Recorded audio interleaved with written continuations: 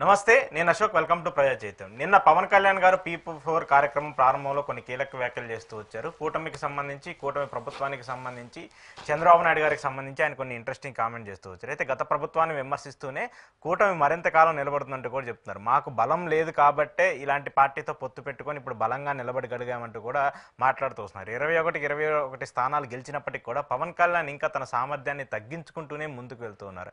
ఆయన చేసేటువంటి వ్యాఖ్యలు కూడా ఇప్పుడు వివాదాస్పదంగా మారుతూ ఉన్నాయి. ఇందుకు జన సైనికులు కావచ్చు, లేదంటే 21 మంది ఎమ్మెల్యేలు కావచ్చు, ఆయనకు వచ్చినటువంటి ఓటర్లు కావచ్చు, ఇంకా మనం ఒకళ్ళ కింద డిపెండెంట్ గానే ఉంటున్నామంటూ కూడా మాట్లాడుతూ వస్తున్నారు. అయితే P4 విధానానికి సంబంధించి పెద్ద ఎత్తున విమర్శలు వస్తూ ఉన్నాయి. ఇది అసాధ్యమైనటువంటి అంశాన్ని తీసుకొచ్చి సాధ్యమవుతుందంటూ కూడా చంద్రబాబు చేసేటువంటి వ్యాఖ్యలపైన కూడా ఇప్పుడు పెద్ద ఎత్తున విమర్శలు వస్తూ ఉన్నాయి. ప్రభుత్వానికి సంబంధించి ప్రజలకు ఏవైతే హామీలు ఇవ్వాలో ఆ హామీలు ఎగ్గొట్టేందుకే ఈ P4ని తీసుకొచ్చారంటూ కూడా వైసీపీ నేతలు కీలకంగా వ్యాఖ్యానిస్తున్నారు. ఏపీ రాజకీయాల గురించి, అలాగే దేశ రాజకీయాల గురించి ఈరోజు ఇంటర్వ్యూలో మాట్లాడదాం. ఇంటర్వ్యూలో నాతో పాటు పార్టిసిపేట్ చేస్తున్నారు పొలిటికల్ అనలిస్ట్ KS ప్రసాద్ గారు. ప్రసాద్ గారు నమస్తే. నమస్తే అండి. నాకు సామర్థ్యం లేకపోయినప్పటికీ కూడా కూటమితో పెట్టుకొని నేను సామర్థ్యాన్ని సంపాదించుకున్నాను, మాకు బలం లేదు అని చెప్పేసి ఒప్పుకుంటున్నారు ఒక పక్క.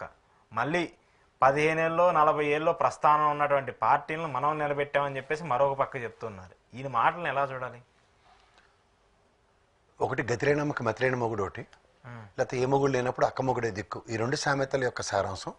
తర్వాత నేను ఎప్పుడు చెప్పే ఇన్కన్సిస్టెన్సీకి కన్సిస్టెంట్గా ఇన్కన్సిస్టెన్సీని మెయింటైన్ చేస్తున్న ఏకైక గనుడవర్ అంటే పవన్ కళ్యాణ్. అంచేత ఆయన గురించి తెలుసో తెలియకో అందరూ ఒక అపోహలో, ఆయనతో ఏదో అయిపోతుందని ఒక భ్రమలో, ఆయన వల్లనే కూటమి అన్న ఒక అపోహలో కూటమి కట్టింది. బీజేపీ వాళ్ళు కూడా తెచ్చి నెత్తికి పెట్టి ఉనికి లేని బీజేపీకి నెత్తి కల్పించిన బాధ్యత కూడా ఆయనే తీసుకున్నాడు. కాబట్టి ఈరోజు మీరు ఏ సమస్యనో చూసుకోండి, రాష్ట్ర సమస్య అన్న దగ్గర వీళ్ళకి చేత కాదు, వీళ్ళకి అసలు ఏమీ తెలియదు అన్నదానికి ఉదాహరణ వైజాగ్ స్టీల్ ప్లాంట్. డబ్బులు తెచ్చి తప్పట్లు కొట్టుకుంటే స్టీల్ ప్లాంట్ ఎత్తేస్తున్నారు.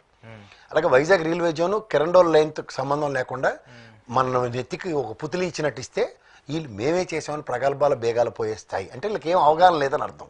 మూడోది, ఇంత అపార అనుభవం ఉన్న చంద్రబాబు నాయుడు గారు కూడా ఈ బీజేపీతో ఏమీ కాదని తెలిసి ధర్మపోరాట దీక్షలు చేసి కూడా మళ్ళీ పొత్తుకు పోయారంటే రాష్ట్ర సమస్యల కన్నా, రాష్ట్ర ప్రయోజనాల కన్నా మా స్వార్థ ప్రయోజనాలు, మా అధికారమే పరమావధి, జస్టిఫికేషన్ అన్న కాన్సెప్ట్కి వీళ్ళందరూ ఊళ్ళు పంచుకోవడానికి అందరూ ఒకటి అవుతారన్న దగ్గర వీళ్ళు నిలువెత్తు నిదర్శనం.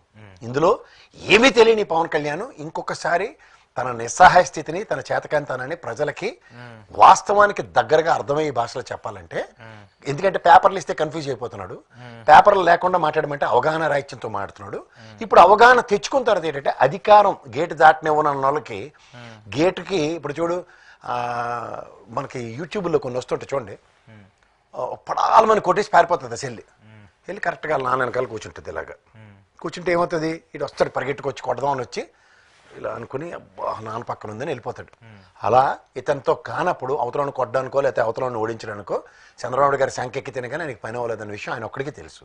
కానీ ఆ సామాజిక వర్గం కానీ లేకపోతే ఆయనకి సపోర్ట్ చేసిన సపోర్టర్స్ కానీ వాళ్ళందరికీ ఏంటంటే అసలు విషయం కన్నా, ఎందుకంటే ద సరెండరింగ్ పాలిటిక్స్ని ఎవరు డైజెస్ట్ చేసుకోలేరు. ఉదాహరణకి ప్రజారాజ్యం పార్టీ దగ్గర నుంచి కూడా వాళ్ళు 18 స్థానాలు ఇచ్చారు, వాళ్ళ ఓటు బ్యాంక్ని స్థిరత్వం చేసి చూపించారు.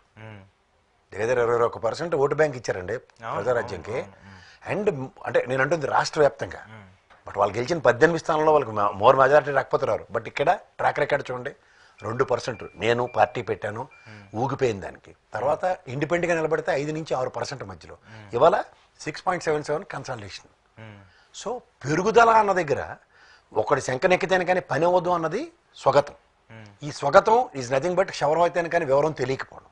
ఇప్పుడు పూర్తిగా అర్థమైన విషయం ఏంటి, మన రాజకీయ ప్రస్థానంలో మనతో ఏమీ కాని దగ్గర 4 అబద్ధాలాడు ఢిల్లీ అమిత్ షా, నరేంద్ర మోడీ, నాకు అలా నీకు ఖుషి సినిమాయే, ఇతను అనుకున్నవన్నీ అవతల వాళ్ళతో చెప్పిస్తుంటాడు. ఇప్పుడు 2 సినిమాలు జల్సా చూడండి, భయం టక్ టక్ అని కొట్టి నీకు టన్నులు కొద్దిస్తాం. భయం పడి సచ్చారు కాబట్టి భయంకి విరుగుడు ఏంటంటే కలిసి పోరాటం చేసి అధికారం తెచ్చుకోవాలి. ఎందుకంటే ఆయన తట్టుకోవడం మన వల్ల కాదు, ఇది భయం ఒరిజినల్.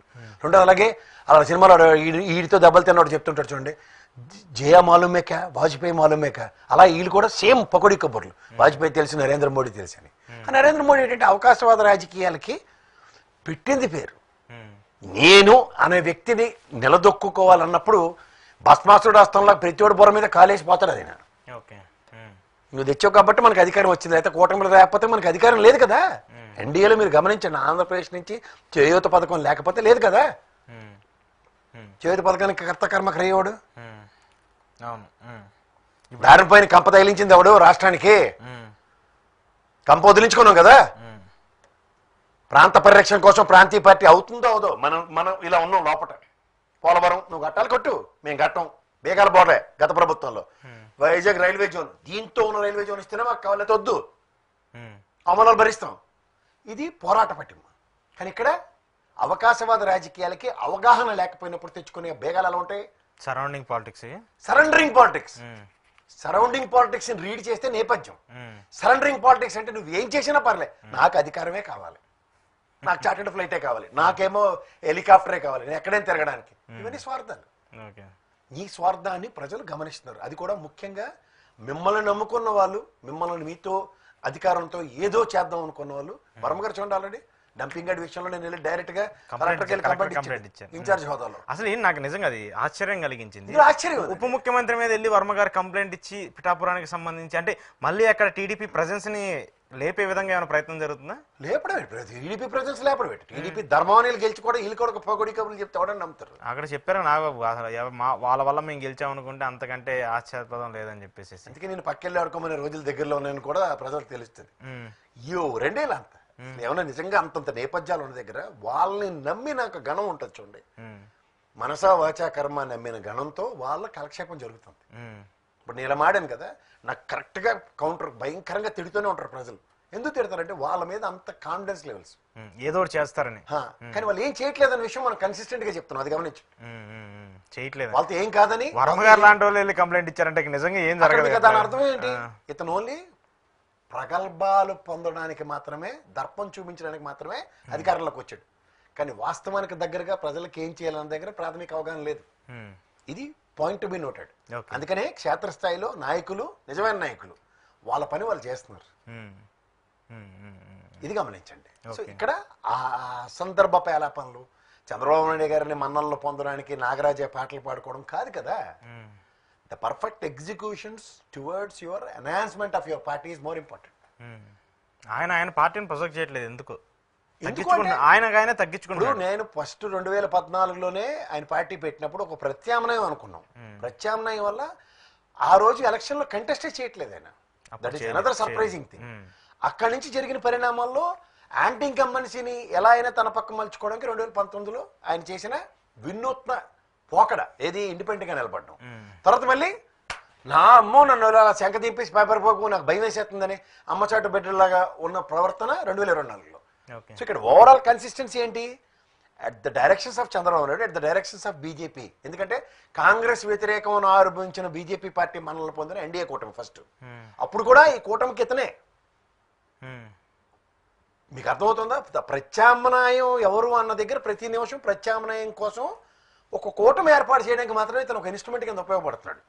ప్రత్యామ్నాయం ఇది కాదని ప్రజలు డిసైడ్ అయిన వాళ్ళకి ఇంకొక ఆబ్లిగేషన్ అన్నమాట. నువ్వు ఒక్కడే నిలబడరా బాయ్, ఈసారైనా నీ ప్రతిభా పాట వాళ్ళు కనబడతాయి అనేది 24 ఎలక్షన్ వేదిక.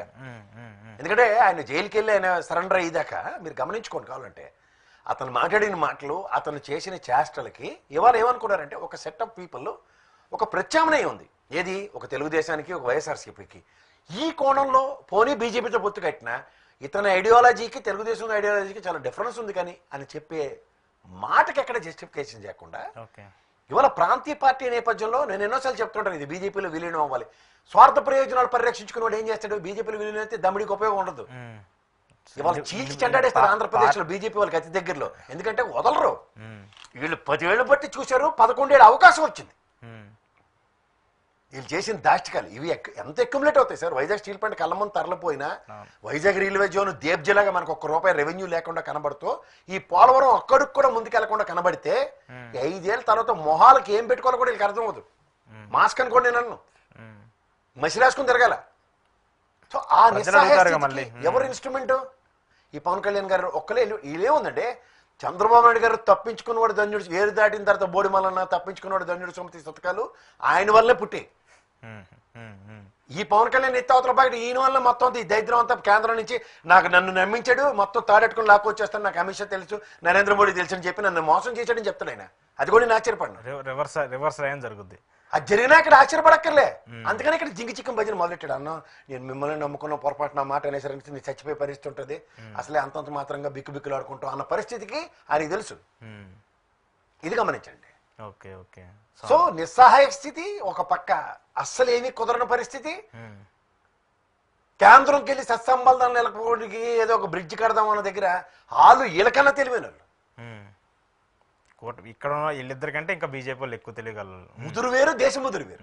దేశముదురు అటు, దేశముదురు ప్లస్ ముదురుతో కలిస్తే ఏమవుతుంది? జోగి జోగి రాసుకున్న బుగ్గి పట్టుకోవాల్సి వస్తుంది. అందుకే ఈ సనాతన ధర్మం, ఈ బహిరేగాశాలన్నీ వస్తున్నాయి. ఎందుకు వస్తున్నాయి? కానీ ఇది జస్ట్ కాంప్లికేటెడ్. కానీ ఎందుకు సరే పవన్ కళ్యాణ్ గారు అంటే అవగాహన లేకుండానో లేదంటే అవగాహన రాహిత్యంతో మాట్లాడుతున్నారు అనుకున్నారు, అది పక్కన పెట్టండి. చంద్రబాబు నాయుడు గారు కూడా ఎందుకు అలా మాట్లాడుతున్నారు? నేను బయట నుంచి చూసి ఏదో ఉందనుకున్నాను, కానీ లోపలికి వచ్చి చూసిన తర్వాత నాకు అర్థమైంది ఏడేమి లేదని, నేను అక్కడ బయట నుండి చాలా హామీలు నెరవేర్చొచ్చు చేయొచ్చు అని చెప్పేసి అనుకున్నారు. అది ఇప్పుడు సాధ్యమయ్యే పరిస్థితి కనపట్లేదు. ఏడాది అయిపోయింది, 1,00,000 కోట్ల అప్పు దాటిపోయింది, ఇంకా దారుణంగా ఉంది. ఇప్పుడు ఈ P4 అనేది ఒకటి తీసుకొచ్చారు. ఆ P4 ఏంటో వాళ్ళకి తప్పితే ఇంకెవరికి అర్థం కావట్లేదు. సామాన్య ప్రజలకు P4 అంటే ఏంటి, ఇదేదో కొత్త స్కీమ్ ఏమో అనుకుంటున్నారు వాళ్ళు. వాళ్ళకి అర్థం కావట్లేదు. బొంద మూలోకాలకి చెప్పండి, ప్రజలనే జడ్డి మూలోకాలకి తెలుసుకోండి ఫస్ట్. ఎందుకంటే ఎందుకు చెప్తున్నానంటే, మీకు ప్రజలకి ఒక విషయం చెప్తాను. కమ్యూనిస్ట్ పార్టీలు నమ్ముకున్న మా ముసలోళ్ళందరూ మొత్తం గుండెగేసిపోయారు కుటుంబాలకి. ఆస్తులన్నీ ప్రజలకి, భూదాన ఉద్యమాలని, వినోబాబాబు గారు మా అందరి పేర్లకి ప్రభావితం మొత్తం ఆస్తులన్నీ సంకనాక పెట్టారు. తర్వాత జరిగిన పరిణామాల్లో చదువుకున్న పిల్లలు వీళ్ళందరూ ఒక ఆంటర్‌ప్రెన్యూర్స్ అయ్యి వాళ్ళు సంపాదించిన ప్రాఫిట్స్లో CSR యాక్టివిటీస్ చేస్తున్నారు. అంటే తెలుసు కదా, చారిటీ యాక్టివిటీస్. మీకు ఇంతకన్నా ఒక బిల్ గేట్స్ ఫౌండేషన్ ఎగ్జాంపుల్ చెప్పాలంటే, ఇన్ఫోసిస్ ఫౌండేషన్స్ ఎన్ని చేస్తున్నాయి? ఏంతో ఇవైనా ప్రపంచ దేశాలు తెరబడిపోయా? ఈ కేఏపాలు ప్రవచనాలు అల్లాడికి పేద దేశాలన్నిటికీ మిలియన్లు, ట్రిలియన్లు, బిలియన్లని నిర్మలా సీతారామన్ కబుర్లని చెప్పి కూడా ఏ దేశాల అప్లిఫ్ట్మెంట్లకి ఈ చారిటీలు ఉపయోగపడ్డాయి? గ్రీన్ పీస్లు, పీస్ ఫౌండేషన్స్ చెప్పండి. ఇక్కడ మీకు ఒక వాస్తవం చెప్తాం. గతంలో రామానాయుడు గారు కారంచేడు, గతంలో బుల్లిపారం కృష్ణ గారు, తర్వాత ఇప్పుడు మహేష్ బాబు గారు, తర్వాత ఈ ఆయన ఎవరంటే మెగా కృష్ణారెడ్డి గారు ఆయన సొంత గ్రామాన్ని అడాప్ట్ చేసుకున్నారు. అలాగే సచిన్ టెండూల్కర్ అడాప్ట్ చేసుకున్న ఆంధ్రప్రదేశ్లో ఒక గ్రామం. ఇవన్నిటితో ఇవాళ వెళ్ళి చూడండి, మెగా కృష్ణారెడ్డి గారి నియోజకవర్గం తప్ప ఆ లెవెల్లో అప్లిఫ్ట్మెంట్ అయిన దత్తత గ్రామాలు చెప్పండి.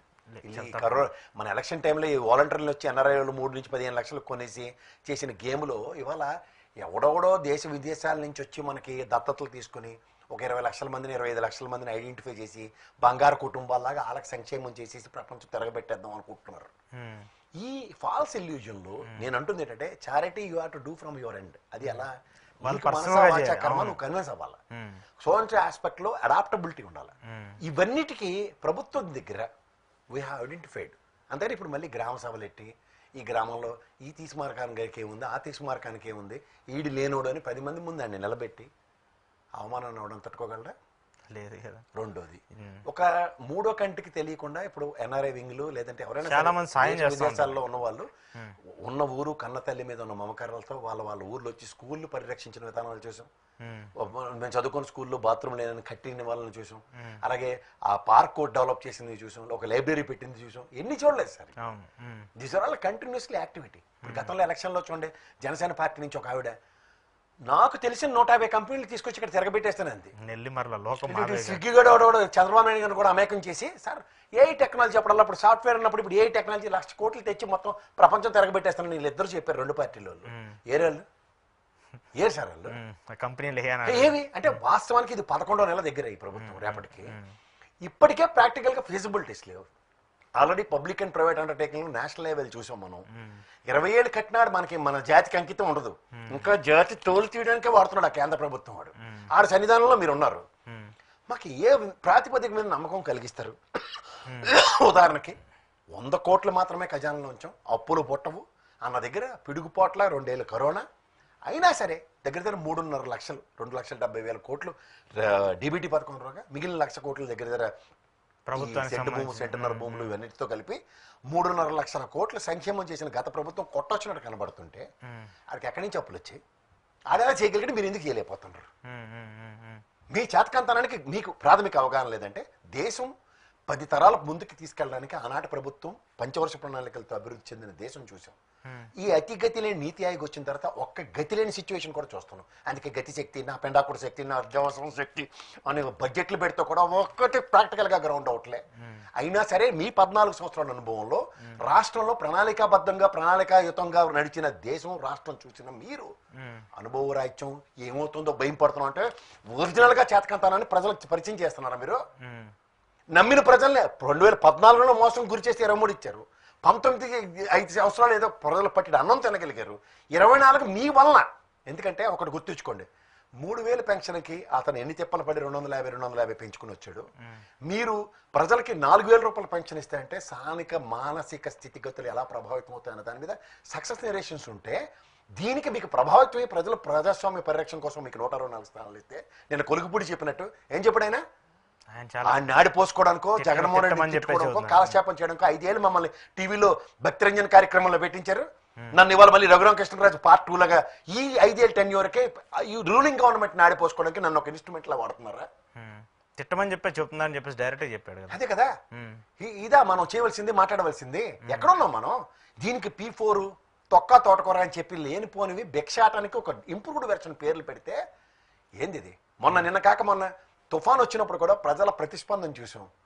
ప్రజలు స్వచ్ఛందంగా ఇచ్చిన దానాలకి విరాళాలకి మీరు చేసిన పని చూసాం. సుబ్బయ్య హోటల్లో 375-400 రూపాయలకు వచ్చే ఆ బోయిను 4 తినొచ్చు. ఆ నారాయణ ఎక్కడి నుంచి తీసుకొచ్చాడో ఆ దేవుడికి తెలియాలి. హోటల్ నుంచి తెచ్చాడు, ఎక్కడి నుంచి తెచ్చాడు నిస్సహాయ స్థితిలో ప్రజలు ఉన్నారండి. మీకున్న ధైర్యమా? ప్రజలు మాట్లాడలేదు, అడగట్లేదు. ప్రజలకు అవసరం లేదంటుంది. ఇవన్నీ ఎందుకు అవసరం లేదండి? అడిగేవాడు ఎవడన్నది గల పట్టుకుని అడగడానికి ఎవరు? అబద్ధాల పునాదుల మీద ప్రజాప్రభుత్వ స్థాపన జరిగిన తర్వాత డొల్లతనం, డోలమయతనం, గత ప్రభుత్వం మీద అబాచుపాలు చేసుకుంటూ చేస్తున్న ఈ దిక్కుమాల పేపర్లో మీడియా చేసిన దరిద్రాన్ని జస్టిఫై చేయడానికి 11 నెలల కాలక్షేపం. అదే కొలుకుపుడు గారు చెప్పారు. అవునా? ఆయన చెప్పింది. 5 ఏళ్ళు ఆయన అదే మాటలు మాట్లాడి అధికారం వచ్చిన తర్వాత కూడా అదే డొల్లతనం కనబడుతుంటే ఇంకేమనాలే. నేనేదో మంచి చేద్దాం అనుకుని వచ్చాను, కానీ ఇప్పుడు వీళ్ళే రివర్స్ లో అది చేయమని చెప్తున్నారంటే, ఒక ఎమ్మెల్యే అధికార పార్టీ ఎమ్మెల్యే అలా మాట్లాడుతున్నారంటే ఖచ్చితంగా నాట్ యాక్సెప్టబుల్ కదా? Not at all acceptable. వాళ్ళు measurable failure, they need to admit it. Okay, ఇది చాలా చాలా చాలా బాధాకరమైన విషయం అండి. And these sort of attitudes of the respective government. ఎందుకంటే P4లు 2047 విజన్ 2020 నేను హైదరాబాదు ఏం జరుగుతున్నాయి? వాస్తవం వాస్తవం. మా తాతల నేతల దగ్గర మా మూతుల వాసన చూడండి, ఎన్నాళ్ళు చూపిస్తారు దిక్కుమాల వాసన. 2047 దాకా బతికుండాలంటే ఈ రోజైతే కడుపు నిండాలి కదా, ఈ రోజు పరిస్థితులు కనపడాలి కదా. ఏంటి ఈ గ్రాంట్లు కావచ్చు, అలాగే ఈ ఉపాధి హామీలకు సంబంధించిన నిధులు కావచ్చు, ఇంతవరకు నిధులు రాలేదు. పాపం వాళ్ళు ఉపాధి హామీకి సంబంధించిన వ్యక్తులు ఇంకా రోజు పలుగు పట్టుకొని పొలాలు వెళ్తున్నారు, అక్కడ మట్టి తీస్తున్నారు, వస్తున్నారు.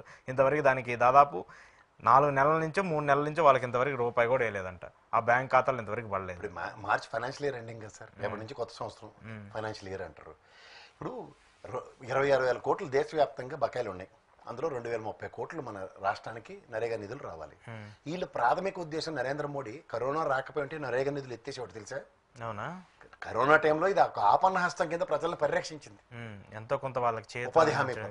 సో మొన్నే చెప్పాడు కదా 80 కోట్ల మందికి రేషన్ ఫ్రీగా ఇచ్చామని. అన్న వెనుకపడిన దేశం కింద అభివర్ణించే దగ్గర అభివృద్ధి చెందుతూ ఉన్న దేశం అని యాడెడ్ యాడ్జెక్టివ్లో మనని భ్రమింపజేసే ఈ ప్రజా ప్రభుత్వాల డొల్లతనాన్ని కప్పిపుచ్చుకోవడానికి ముఖ్యంగా పవన్ కళ్యాణ్ నటైనా నేను తాడెట్టుకుని లాక్కొచ్చేస్తాను నరేంద్ర మోడీని, అమిత్ షాని, ఇంటెలిజెన్స్లు, తోటకూరలు ఇన్ని కబుర్లు చెప్పాడు కదా. నరేగా నిధులు పంచాయతీరాజ్ శాఖ వ్యవస్థలోకి వస్తుంది. అది 230 కోట్ల బకాయి ఉంటే మిగిలిన రాష్ట్రాలన్నీ కూడా తమిళనాడుకి కానీ అవతల ఉత్తరప్రదేశ్కి ఇట్లన్నిటికీ బకాయిలు ఉన్న వాళ్ళు ఎవడో ఎలా గలాలు అనిపిస్తున్నారో ఫైనాన్షియల్ ఇయర్ అయిపోయేసరికి మార్చికి రావాల్సిన 2030 కోట్ల బకాయి అంటే గత సంవత్సరం బకాయిలు లేనట్టే కదా. అప్పటికే ఇంతవరకు ఇప్పటికి 11 నెలల పొద్దు దేశ ప్రజల్ని పరిరక్షించే మీరు ఎన్డీఏ కూటమిలో ఉంటూ కూడా మీ వల్ల వాళ్ళు బతికి బట్టకడుతున్నా కూడా మన నరేగా నిధులు తేలేకపోయినప్పుడు కరువు, చంద్రబాబు నాయుడు గారు 2 కవుల పిల్లలు అయితే అతివృష్టిలే అనావృష్టి. ఇప్పుడు అనావృష్టి పరిస్థితిలో ఉన్నాయి. ఈ దయనీయ స్థితిలో నరేగా నిధులు ఆపన్న హస్తం కింద వచ్చే ప్రజలకి 2030 కోట్లు మీరు తేలేకపోతున్నారు, ఇవ్వలేకపోతున్నారంటే మార్చి ఎత్తేపోయింది. అయిపోయింది, ఇంక మార్చి అయిపోయింది. నెక్స్ట్ ఏప్రిల్ రేపు వీళ్ళకి ఏమని చెప్పాలా? మళ్ళీ దీనికి కూడా గత ప్రభుత్వాన్ని తిట్టుకున్నాం, వాళ్ళ ప్రభుత్వం ఏదో చేసిందని చెప్పేసి దాని మీద ఎలా వేస్తారు? ఎలా ఏ ప్రాతిపదిక చేస్తారు? 2030 కోట్లు ఈ ఫైనాన్షియల్ ఇయర్ కదా, జూన్ కాడి నుంచి మీరు మన ఎత్తుకొచ్చారు. అదంతా ఆపద్ధర్మ ప్రభుత్వం కదా, అచేతన స్థితిలో ఉన్న గవర్నమెంట్ కదా. లాస్ట్ 4 months ఎలక్షన్ దిక్కుమాల ఎలక్షన్ కూడా వచ్చిన దగ్గర నుంచే. ఓకే, ఇప్పుడు ఇది ఒకటి. ఇంకోటి చూడండి సార్, కేంద్రం వీళ్ళు ఎన్డీఏ కూటమి నరేంద్ర మోడీ గారిని ఇలాగా మెడ్డాయించేస్తున్నాడు కదా పవన్ కళ్యాణ్. చూడండి ఈ డొల్లతనం. మొత్తం ఆదాయం 2,69,546 కోట్లు అనుకుంటే వచ్చిన మొత్తం 2,31,941 కోట్లు. దగ్గర దగ్గర 38,000 కోట్లు డొల్లా. అంటే మనం వస్తాయనుకున్న డబ్బులు రాట్లే ఈ ఏడాదికి. అలాగే సొంత పనులు మనం ప్రాణాల మీద ప్రజల మీద రక్తం తాగేద్దామని నిశ్చయించుకుని 1,60,264 కోట్లు అనుకుంటే అందులో 1,24,046 కోట్లే వచ్చాయి. అంటే దాంట్లో దాంట్లో 36,000 కోట్ల డొల్లా. ఇది కాక కేంద్ర కంటే ఇది అసలైన ప్రశ్న. 30,334 కోట్లు వాళ్ళని అడుక్కొని తెచ్చేస్తాం పవన్ కళ్యాణ్ గారు తెచ్చేస్తాడు అనుకుంటే 12,832 కోట్లు వచ్చాయి. అంటే గ్రాంట్లు అంటే రూపాయి వడ్డీ లేకుండా ప్రభుత్వం మీద మనం నిస్సహాయ స్థితిలో ఉన్నామని చెప్పి గ్రాంట్లు కేంద్ర ప్రభుత్వం ఇస్తే 4 అడుగులు ముందుకెళ్ళడానికి వస్తాయి. అలాంటిది ఉపయోగపడుతుంది పథకాలకు సంబంధించి. మన ఇంట్రెస్ట్లు కట్టక్కర్లే. అది కూడా 50% కూడా తేలేకపోతున్నారు ప్రాథమిక అంచనాలకి. అలాగే నేను కదా చెప్పింది కాగ్ రిపోర్ట్. అవును, కాగ్ రిపోర్ట్. అలాగే స్టాంప్స్ రిజిస్ట్రేషన్ పెద్ద పెంచేశారు కదా. అమరావతి ఒక్కటి మినహాయించి ఆపిన దగ్గర 13,500 కోట్లు అనుకుంటే 7,919 కోట్లు డొల్లా. అంటే you doesn't know how to function also. రాష్ట్ర ఆదాయ వనరులు కొనుబడి అమ్ముబడి జరిగితేనే స్టాంప్స్ అండ్ రెవెన్యూ డ్యూటీస్ వస్తాయి. అది కూడా చేయలేకపోతున్నారంటే అంటే కాన్ఫిడెన్స్ ఇవ్వలేని నిస్సహాయ స్థితిలో ఉన్నారండి. గత ప్రభుత్వం మీద ఆడిపోసుకున్నంత కాదు, మీరు వచ్చిన తర్వాత భరోసా అన్నది కూడా కనబట్లే. బాబు భరోసా అని చెప్పారు కదా, ఏది అక్కడి నుంచి కూడా రావట్లేదు.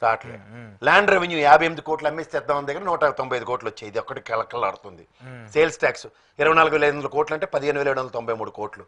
సేల్స్ ట్యాక్స్ ఎక్స్పెక్టేషన్స్ కూడా వసూలు చేయలేకపోతారంటే కమర్షియల్ ట్యాక్స్ ఏం పని చేస్తుందో ఒకసారి గమనించుకోండి. అంతే కదా. ఆంధ్రప్రదేశ్ పన్నుల వాటా 35,395 కోట్లు అనుకుంటే 33,199 కోట్లు. ఇందులో కూడా 2,000 కోట్లు డొల్లా కేంద్ర ప్రభుత్వం నుంచి తెచ్చుకోవడానికి. ఇతర పన్నులు 8,645 కోట్లు అనుకుంటే 5,740. ఇందులో కూడా డొల్లతనం 3,000 కోట్ల పైచీలక. నాన్ ట్యాక్స్ 10,576 కోట్లు అనుకుంటే 4,492. 6,000 కోట్ల పైచీలక. ఇందులో కూడా నాన్ ట్యాక్స్ ఇవ్వల్ ఇన్కమ్. ఈ రుణాలు ఇది చూడండి, ఇది ప్రజలు అర్థం చేసుకోండి. 68,360 కోట్లు ఈ కేంద్ర ప్రభుత్వం నుంచి తెచ్చుకుందాం అనుకున్న దగ్గర 90,558 కోట్లు తెచ్చారు అప్పులు. మామూలు దాటి వెళ్ళిపోయింది. అంటే ఏంటంటే నేను మీరు ఈ ప్రభుత్వం కూటమి కింద ఏర్పాటు చేసి ఎన్డీఏ గవర్నమెంట్లో మనం ఉన్నాం కాబట్టి ధైర్యంగా గ్రాంట్లు తెచ్చుకోవచ్చు అనుకుందారా. వీళ్ళు ఏం చేశారంటే గ్రాంట్లు ఇవ్వండి సార్ అంటే గ్రాంట్లు ఎందుకండి, మీకు వెళ్ళండి ఆ షాప్కి వెళ్ళండి, అప్పులు ఇస్తారు తీసుకుంటారు. ఆడు మీకు వెళ్ళగానే తలగొరుకుతాడు, ఒంటి మీద బట్టలు లాక్కుంటాడు, మీ దగ్గర ఉన్న గోల్డ్ చైన్ తాకట్టు పెట్టుకుని మీకు ₹1,00,000 ఇస్తాడు. ఇది బాగుంది కదా. మీకు మీరు అడుగుతుంది ఎంత? నాకు 20,000. 20,000 రూపాయలు గ్రాంట్ ఇవ్వండి అని అడుక్కున్న వాళ్ళకి ₹1,00,000 అప్పు ఇచ్చాము. ఇది మీరు వెళ్ళి బాకా కొట్టండి అంటే చంద్రబాబు నాయుడు గారు అనుభవజ్ఞుడు, ఏమీ తెలియని పవన్ కళ్యాణ్ బాకాలు కొట్టుకుని తిరుగుతున్నారు.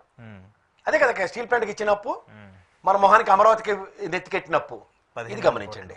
సో ఇది ఇలాగా ఈ డొల్లతనం కొట్టొచ్చినట్టు కనబడుతూ కూడా అప్పులు ఊబులోకి రాష్ట్రానికి నెట్టడానికి వీళ్ళు పంచవర్ష ప్రణాళికలు దానికేమో P4 పేరు పెట్టుకుని వస్తే మీరు మాలోకల్లా భరించండి.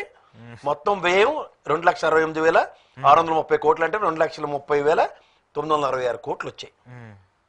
రెవెన్యూ వ్యయం 2,35,917 అనుకుంటే 2,17,663. పెట్టుబడి వ్యయం 22,717, 13,304 కోట్లు. అంటే 11 నెలల్లో పెట్టుబడి వ్యయం అంటే ఏంటండి? పెట్టుబడులు ఇన్ఫ్రాస్ట్రక్చర్. బిల్డింగ్ కట్టాం, రోడ్లు వేసేసాం, లైట్లు ఎట్టేసాం, డాష్ బోర్డు కొడితే ఇలా కలకల్లాడుతూ కనబడుతున్నాయి.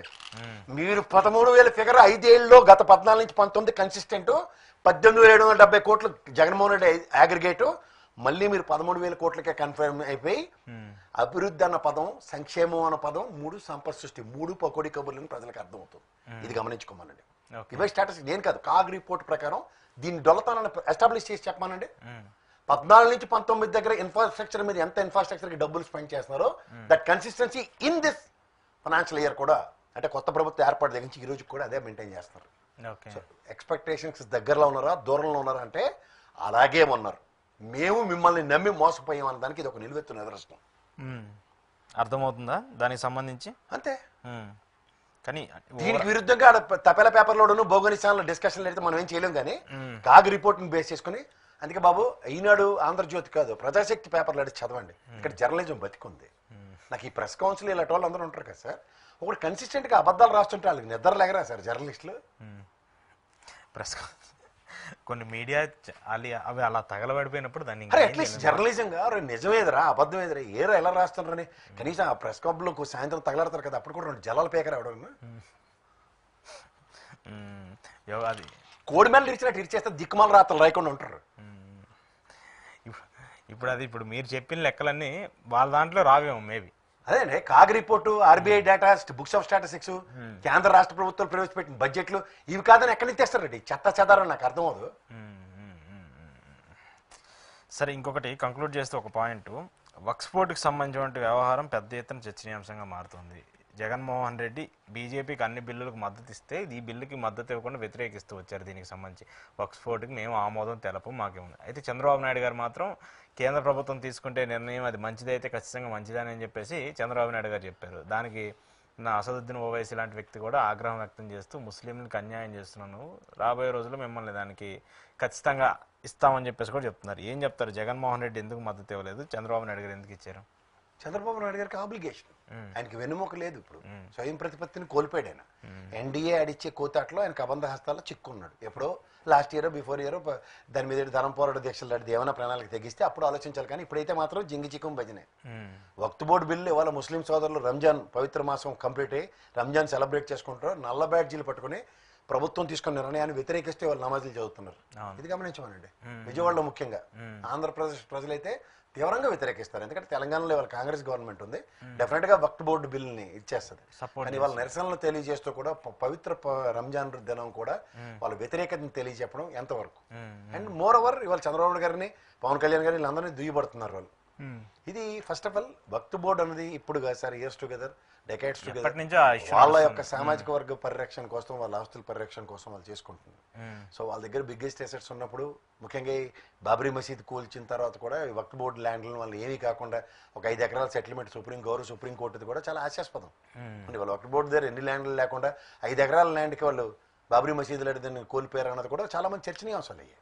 బట్ పవిత్ర ప్రదేశం అది, ఇద్దరి యొక్క సామరస్యాన్ని పరిరక్షించుకోవడానికి ఆ కాశీనాథుడి సన్నిధిలోనూ నెక్స్ట్ అక్కడ అయోధ్యలోనూ జరిగిన వాటిని వాళ్ళు ఏం చేయారు, ఏ విధంగా గౌరవ న్యాయస్థానాలు ఇచ్చే తీర్పుల మీద ఆధారపడి ఉంటున్నాయి. కాబట్టి ఈ వక్ఫ్ బోర్డు ప్రజాప్రతినిధులు, ప్రజాస్వామ్యంలో ప్రజలు హిందూ, ముస్లిం, క్రైస్తవులు, సిక్కులు, బౌద్ధులు అందరూ ఓట్లేసిన ప్రజాప్రతినిధులుగా ఉన్నప్పుడు ఒకరికి అన్యాయం చేయాలి, ఒకరికి న్యాయం చేయాలని ఏ ప్రాతిపదిక మీద వీళ్ళు నిర్ణయాలు తీసుకుంటున్నారో, ఎవడు అడుగులకు మడుగులు ఎత్తడానికి చూస్తున్నారో అసలు ఆలోచించుకోమనండి. ఇవాళ దేశంలో ఎక్కడైనా సరే ఇది particular places are been organized for Muslim community and this all for క్రైస్తవ కమ్యూనిటీ, వీళ్ళు పంజాబ్లో ఉంటారు కాబట్టి సిక్కులు, అలాంటిది ఏం లేదు కదా. అందరూ సమానత్వం దేశంలో ఎక్కడైనా నివసించే హక్కు ప్రాతిపదిక మీద నివసిస్తున్న వాళ్ళకి ఇచ్చే ప్రాథమిక ఒకే ఓటు హక్కు. వాళ్ళు ప్రజాస్వామ్య పరిరక్షణ కోసం కులమతాలకు అతీతంగా వాళ్ళు ప్రవర్తిస్తున్నప్పుడు కులమతాలకు అతీతంగా ప్రజలు ఎన్నుకున్న ప్రజాప్రతినిధులు ఎందుకు ప్రవర్తిస్తారు? ఇది ప్రశ్న, ఇది గమనించుకోమనండి. దానికి సమాధానంగా ఇప్పుడు వాళ్ళు సపోర్ట్ చేస్తారు లేదనేది కాదు, ఎంతో కొంత వాళ్ళకు కూడా ఒకటి ఉంది కదా, దాన్ని ఖచ్చితంగా కండెమ్ చేయాల్సిన అవసరం అయితే ఉంది. ఇప్పుడు ఒకదానికి ప్రత్యామ్నాయం ప్రభుత్వ నిర్ణయం అన్నప్పుడు వాళ్ళు కన్విన్స్ అవ్వకుండానే వక్ఫ్ బోర్డులో ఉన్న senior most people who belongs to their particularity they need to understand, they have to consider. అప్పుడు ఏం చెప్పినా అవడం అనుకుంటారు. వీళ్ళకి లేడికి లేచిందా ప్రయాణం అన్నట్టు వీళ్ళు డెసిషన్లు తీసుకుంటే వాళ్ళందరూ దేనికి? వాళ్ళకి నచ్చిన పనులు వాళ్ళు చేస్తే వాళ్ళందరితో యాక్సెప్టెన్స్ చేయాలి, వాళ్ళ ఫ్రిక్షన్ రాకూడదు అంటే ఎట్లా అవుతుందండి? ఇది కదా రాజ్యాంగం యొక్క సారాంశం.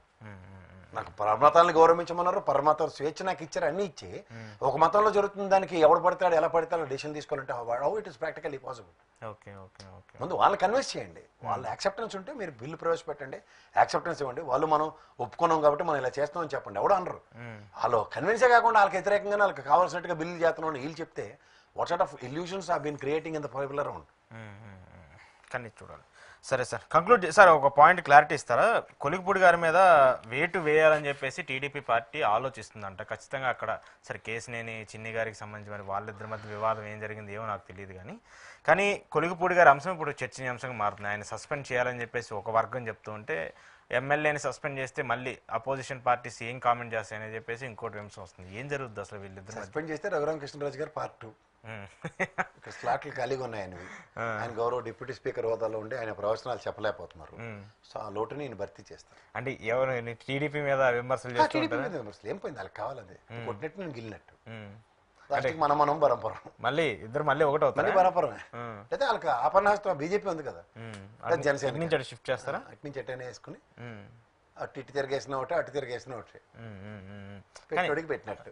ఆయన అగ్రెషన్ గా ప్రభుత్వం మీద, ప్రభుత్వానికి వ్యతిరేకంగా ఈ 10 నెలల్లోనే ఇంతగా ఏంటి అసలు ఏమైనా గ్యాప్ ఏమైనా క్రియేట్ అయిందా, లేకపోతే నిజంగానే అక్కడ స్థానికంగా ఉన్నటువంటి ఏమైనా ఇబ్బంది పెడుతున్నారా? స్థానికంగా ఉన్న వాళ్ళు వాడు చేయనివ్వడు. చేయనప్పుడు ఏం చేయాలి, చేయి కాలు అన్నప్పుడు చేయవలసిన పని ఏంటి ఉంటుంది. నేను కెట్టినట్టు గిల్లినట్టు నేను పని ఇది. అందుకు తాడిపత్రి జ్ఞాపకం వస్తుంది. గెలిస్తే 1.5 2 కోట్లు, ఓడిపోతే ₹1 అంట. అంటే ఏంటో లెక్క ఏంటి? అదే లెక్క వాళ్ళకి అర్థమవుతుంది అందరికి ప్రజలు. 1.5 ఏంది, ₹1 ఏంటి? గెలిస్తే 1.5 2 కోట్లు, ఓడిపోతే ₹1. అది రాజకీయం. ఓకే. సో కొలికిపూడి గారి కూడా అలానే జరుగుతుంది ఇప్పుడు. ఏమైనా జరగవచ్చు. నాకైతే రఘురామకృష్ణరాజు గారు కొట్టొచ్చినట్టు కనబడతారు. ప్రజలు 4 సంవత్సరాలు బట్టి ప్రభుత్వాన్ని ప్రతిరోజు ఎండగట్టేవాడు ఒకడు, ఓ నాదుడు కావాలి కదా. కావాలి. అనాథల్లో ఉన్న ప్రజల్ని పరిరక్షించడానికి ఒక కలికి అవతారం వస్తుంది. నాటి రఘురామకృష్ణరాజు గారి అవతారంలో ఇవాళ అవతార పురుషుడు కొలికిపూడి గారు. అప్పుడు జగన్కి ఏకకు మేక తిరిగినట్టు ఇప్పుడు చంద్రబాబు నాయుడు గారు ఎదుగుతారా? అంత మేకులు అవి ఉండవు అక్కడ, దిగడానికి ఏం లేవు, గోళ్ళ గాలి లేవు. చంద్రబాబు నాయుడు గారు ఇలాంటి వాటి మీద చాలా సీరియస్గా ఉంటారు కదా. సీరియస్గా ఉంటే ఏడ్ చేయగలిగారు. రఘురామకృష్ణరాజు గారు ఏడ్చారు అనేది అనాలి, కానీ సీనియారిటీ ఉన్న వాళ్ళు ఏం చేయాలి, తిరిగి మలుచుకోగలిగారు కదా. అలాగే మలుచుకోవడంలో శ్రద్ధాస్తున్నారు. చూద్దాం సార్ ఎలా ఉంటుంది దీనికి సంబంధించి. థ్యాంక్ యూ ప్రసాద్ గారు, థ్యాంక్ యూ వెరీ మచ్. ఇది ఈరోజు కేఎస్ ప్రసాద్ గారితో స్పెషల్ ఇంటర్వ్యూ. చూస్తున్నానండి.